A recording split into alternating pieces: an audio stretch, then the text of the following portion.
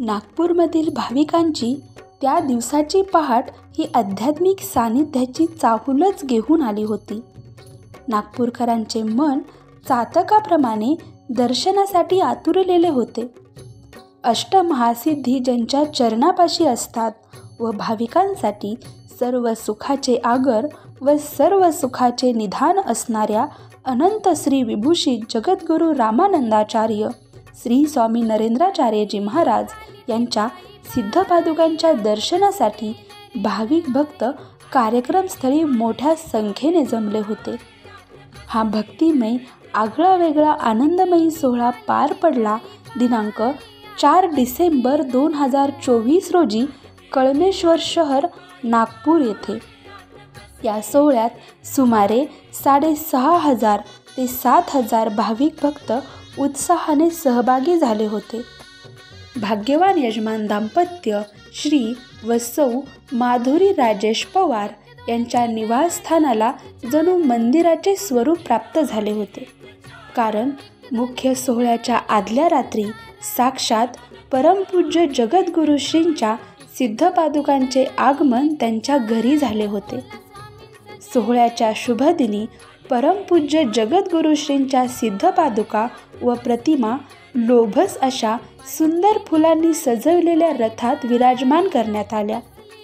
तुळसधारी, कलशधारी महिला, झेंडेधारी, भगवान राम व सीतामाईचे तसेच इतर नयनरम्य सांस्कृतिक देखावे सादर करत वाजत गाजत तालासुरात रथाबरोबर भाविक भक्त गुरुनामाचा जयघोष करत मुख्य कार्यक्रमस्थळी पोहोचले.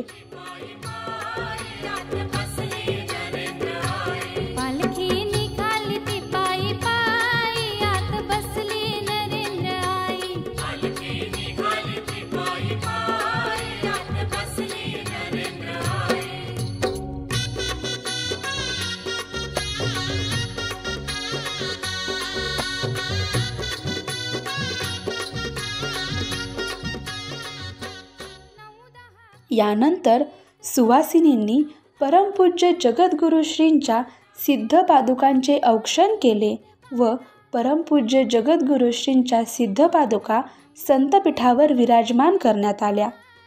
मन प्रसन्न करणाऱ्या मंगलमयी वातावरणात वेदसंपन्न पुरोहितांद्वारे यजमानांच्या हस्ते षोडशोपचारे वैदिक मंत्रोच्चाराने गुरुपादुका पूजन संपन्न झाले. त्यावेळी सुमारे 1200 ते 1300 भाविकांनी आपल्या नित्यपूजेतील श्री गुरुपादुकांचे विधिवत पूजन केले व इतर भाविकांनी देखील मनोमन पूर्ण श्रद्धेने पूजनाचा आनंद घेतला. यानंतर जनमा प्रवचनकार गौराताई चौगुले यांनी बहुमोल असे मार्गदर्शन केले. संतसंग हा मनावर संस्कार करणारा विधी आहे. जसे शरीरासाठी दररोज भोजनाची आवश्यकता असते तद्वत नियमित संतसंगात जाऊन गुरुमुखातून बोधामृताच्या सिंचनाने आपल्या मनाला सात्विक व पवित्र ठेवले पाहिजे. दैनंदिन जीवन जगत असताना बऱ्या वाईट गोष्टींमुळे मनाला मलिनता येण्याची दाट शक्यता असते. म्हणूनच सद्गुरू बोधाने मनाला नित्य संस्कारित केले पाहिजे.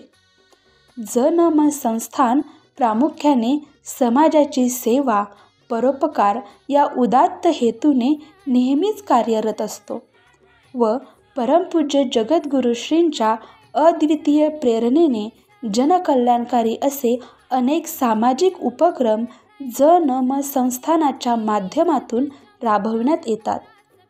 त्याच अंतर्गत 46 गरजू महिलांना शिलाई यंत्राचे विनामूल्य वाटप करण्यात आले. नागपूर शहरातील अनेक मान्यवर या सोहळ्यास उपस्थित होते.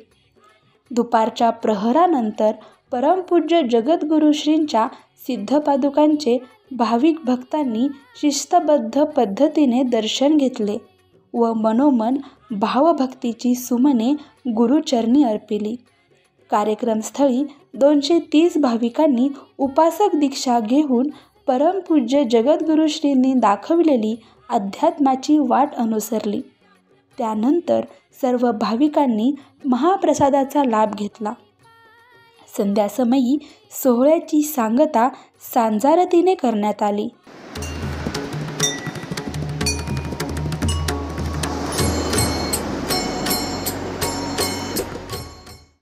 पुन्हा आपल्या दर्शनाचा योग यावा अशी प्रार्थना सर्वांनीच केली.